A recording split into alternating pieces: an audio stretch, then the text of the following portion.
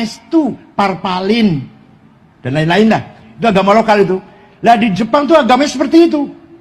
Nggak terkenal, Shinto. Tapi budayanya maju. Akhlaknya bagus. Tidak ada korupsi. Tidak ada penodong. Tidak ada perampok. Hak asasi manusia dilindungi. Tidak pelanggaran hukum. Yang benar dibenarkan, yang salah dihukum. Itu di Jepang. Kita pergi ke Jepang. Jalan-jalan jam 12 hanya berdua. Aman. Hati tentram. Di Australia aman. Di New Zealand aman. Tapi ke Afghanistan, ke Libya, Yaman, berani sama jalan sendirian. Ke Suriah, di Damaskus sama jalan sendirian, berani.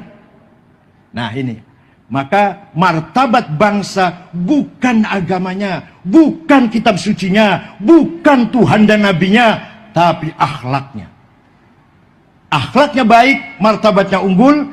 Akhlaknya bobrok, martabatnya hancur. Ini saudara lihat ya.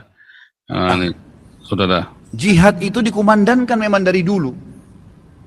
Ada pengembangan Islam dengan dakwah, ada pengembangan Islam dengan pedang. Ada pengembangan Islam dengan dakwah, ada yang pakai pedang, saudara. Nabi SAW menyerang Mekah itu dengan kekuatan memang.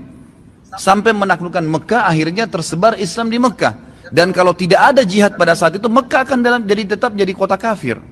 Kalau nggak ada pembunuhan, maka kalau nggak dipaksa pakai pedang, Mekah tetap kafir, saudara, katanya, saudara ya. Jadi ini orang Islam ini bangsat semua, tukang ngapusi kabeh, saudara ya. Tukang nipu semua nih orang-orang ustadz Islam nih. Islam katanya sebarkan dengan damai, taikmu itu damai.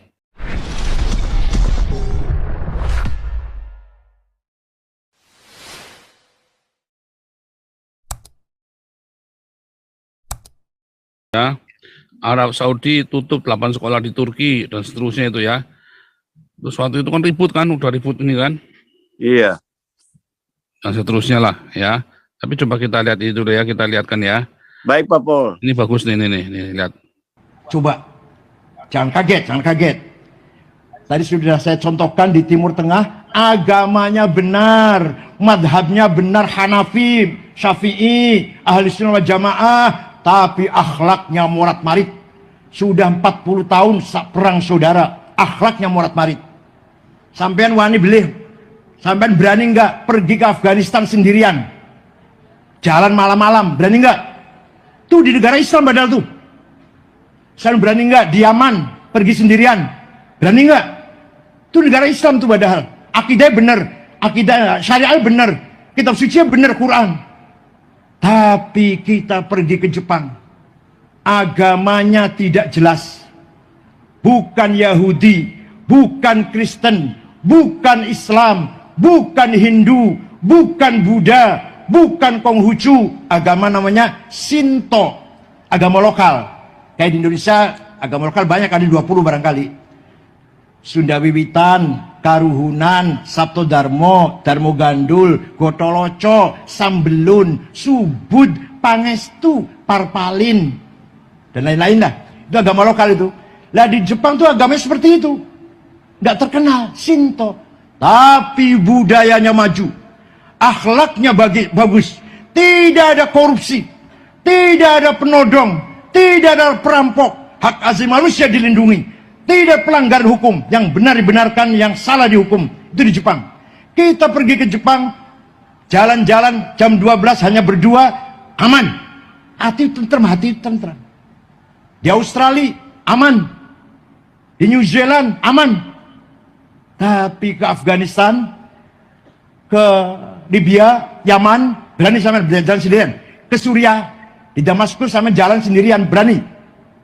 Nah ini, maka martabat bangsa bukan agamanya, bukan kitab sucinya, bukan Tuhan dan nabinya, tapi akhlaknya.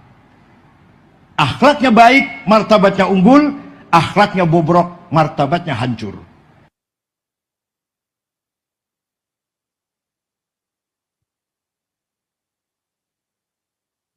Sedang ya saudara ya. Iya, Artinya gunanya agama buat apa kalau gitu, ya kan? Ternyata tanpa agama, orang Indonesia akan lebih baik tanpa agama. Baik, iya benar. Dunia itu tanpa Islam, akhlaknya akan lebih baik. Ya contoh Jepang tadi dia bilang kan, contoh Jepang, contoh yang Iya. Belanda ini sendiri kan. Ya Iya. tanpa Islam, Belanda itu akhlaknya baik sekali, saudara ya. Jepang juga sama kan, tanpa Islam. Coba begitu Islam masuk, wah jadi biadab, saudara. Kelemahannya memang Pak Paul di pemerintahan sih. Itu di situ. Makanya yang Pak Santi Amir bilang partai politik itu yang ngancurin negara itu. Itu benar. Itu benar, partai politik tuh mesti cepet-cepet. Kalau partai politiknya yang Pak Santi Amir bilang masih begitu, itu memang Indonesia hancur lebur. Karena ya kita udah lihat sih ya kualitasnya, iya kan? Kayak Pak Teddy ketemu anggota dewan di sini di New York apa di mana, ngomongnya kan lucu. Ini orang Indonesia nanya, jelasin dong. Oh iya ini kasus, saya nggak tahu tuh, kan bener-bener ini gitu loh. Bener-bener kayak preman ngomongnya anggota dewan. Masa lu nggak tahu sebagai wakil rakyat yang kejadian sehari-hari di tengah rakyat? Ya masa bilang, oh saya nggak tahu. Itu mah udah memang anggota dewan. Itu partai-partai itu memang benar, Pak Santi Amir. Setuju. Oke, thank you Pak Paul. Panjangan nih. Bagus sekali nih ya Washington Post nih ya. Mengapa banyak orang Amerika percaya Islam itu adalah ideologi politik, bukan sebuah agama. Ya. Jadi kadang-kadang orang itu banyak orang-orang orang Amerika, orang Eropa semua jadi Islam. Enggak, saudara. Mereka kalau jadi Islam karena mereka biasanya karena politik. Mereka mau menggunakan Islam buat menghimpun massa, suara. Ya, kayak si siapa itu yang botak itu di Belanda itu contohnya kan. Ya. Now, for many American, last week executive order in immigration was clear case of religious discrimination since it singles out Muslim majority countries and gives preference treatment to non-Muslim refugees from those countries. Salam ya saudara ya. Ya, Google Islam, religion and politics, and it's easy to find website like politicalislam.com, which claims that to use statistical methods to prove that Islam is far more of a political system than a religion. Wah, ngeri saudara ya. Wah, ini beneran ada nih, jangan ngomong enggak ya. Nah, ini contohnya saudara ya. Contohnya saudara ya. Nah, ini saudara lihat ya. Nah, ini saudara. Jihad itu dikumandangkan memang dari dulu. Ada pengembangan Islam dengan dakwah, ada pengembangan Islam dengan pedang. Ada pengembangan Islam dengan dakwah, ada yang pakai pedang, saudara. Nabi SAW menyerang Mekah itu dengan kekuatan memang. Sampai menaklukkan Mekah, akhirnya tersebar Islam di Mekah. Dan kalau tidak ada jihad pada saat itu, Mekah akan tetap jadi kota kafir. Kalau nggak ada pembunuhan, maka kalau nggak dipaksa pakai pedang, Mekah tetap kafir, saudara, katanya, saudara ya. Jadi ini orang-orang bangsat semua, tukang ngapusi kabeh, saudara ya. Tukang nipu semua nih orang-orang ustadz-ustadz Islam nih. Islam katanya sebarkan dengan damai, damai taikmu itu damai. Jangan dilupakan sejarah itu. Bagaimana Umar bin Khattab radhiyallahu anhu menyebarkan pasukan 12.000 orang dipimpin oleh Sa'ad bin Abi Waqqas radhiyallahu anhu. Kemudian juga terjadi dua perang besar di zaman Umar bin Khattab. Ada perang Yarmuk yang dipimpin Khalid bin Walid. 12.000 orang melawan 250.000 orang pasukan Romawi, saudara ya. dan dimenangkan oleh kaum muslimin waktu itu. Sehingga mayoritas wilayah Romawi runtuh, wilayah Afrikanya dan wilayah negeri.